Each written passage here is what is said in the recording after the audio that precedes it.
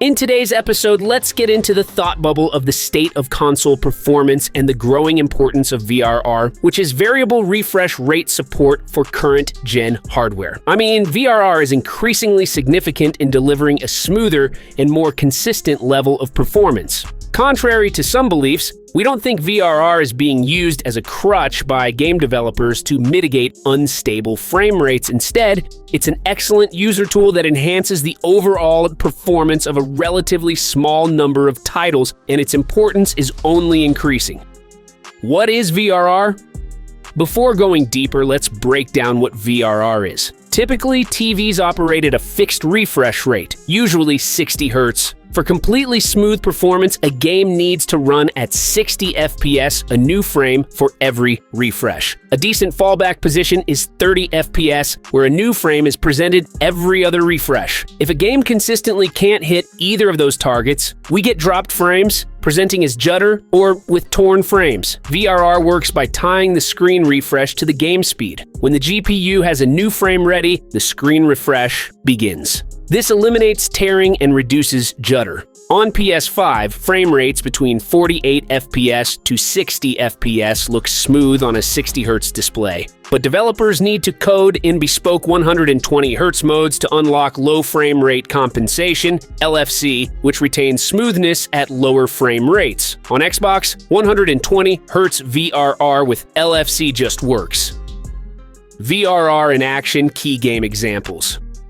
Let's consider a few games where VRR significantly enhances the gameplay experience. Starting with Elden Ring, which recently returned to prominence with its Shadow of the Erdtree DLC. The game features ray tracing and quality modes that run unlocked but tend to hover around the 30 FPS mark. Its frame rate mode reduces resolution and employs dynamic resolution scaling, DRS, to aim for 60 FPS, but it rarely achieves this on any current-gen console. Our advice to From Software would be to widen the DRS range, as the game spends so much time on the lower bounds. Currently, VRR is the only way to transform its lurching frame rate into a smoother experience. And this is particularly effective on Xbox consoles due to their wider 120 Hz VRR support, accommodating more of Elden Ring's frame rate lows. The PS5 lacks such support, meaning VRR only works at 60 Hz within a 48 Hz to 60 Hz window.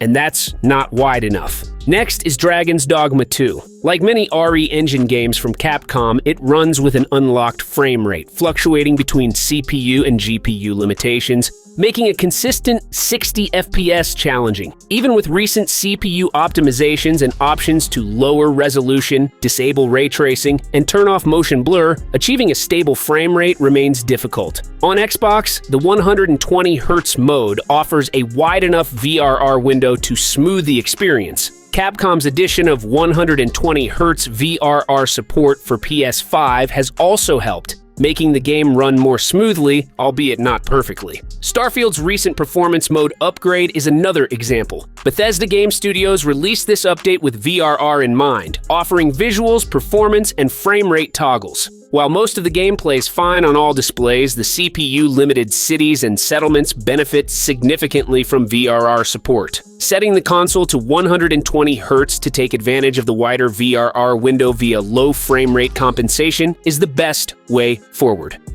Why VRR matters now? One reason VRR is so crucial for these games is that traditional 30 FPS targets are becoming less common. Starfield shipped with a 30 FPS cap, and it's the only way to play on Xbox Series S. The RE engine in Dragon's Dogma 2 hasn't delivered a working 30 FPS cap this generation, and Elden Ring's developers seem unaware of how 30 FPS caps should function based on their output for 8th and 9th generation consoles. An honorary mention goes to Immortals of Avium, a game running in a 40 FPS to 60 FPS window. The inclusion of frame generation via FSR3 brings the frame rate to a 70 FPS to 90 FPS window. In both cases, VRR makes a significant difference. The implementation of 120 Hz support on PS5 ensures VRR isn't limited, enhancing the gameplay experience. Why is VRR becoming more important now? more games are offering 60 FPS performance modes where developers often hit console limits. Whether it's the CPU-heavy Starfield or Dragon's Dogma 2, these are games that either shipped at 30 FPS or should have shipped at 30 FPS. On the GPU side, titles like Alan Wake 2, Avatar, Frontiers of Pandora, and several Unreal Engine 5 games offer 60 FPS performance modes with variable results. The traditional 30 FPS, 60 FPS split, prevalent in earlier console generations, seems to be fading, but VRR shouldn't be seen as a substitute for solid performance. The future of VRR in gaming. There is an honorable exception, however: PC. VRR, be it G-Sync or FreeSync, has become an essential component of PC gaming. It's not always about poor game optimization. In a world where displays now routinely run at 165 Hz or higher, VRR removes screen tearing or V-Sync judder. And if you can't hit a solid 60 FPS, that may be due to your choice of components as much as the game itself. VRR is a powerful tool and has been ubiquitous in PC monitors for years. It's in the world of fixed platform consoles, often paired with standard 60 Hz TVs, where its presence can't be relied upon.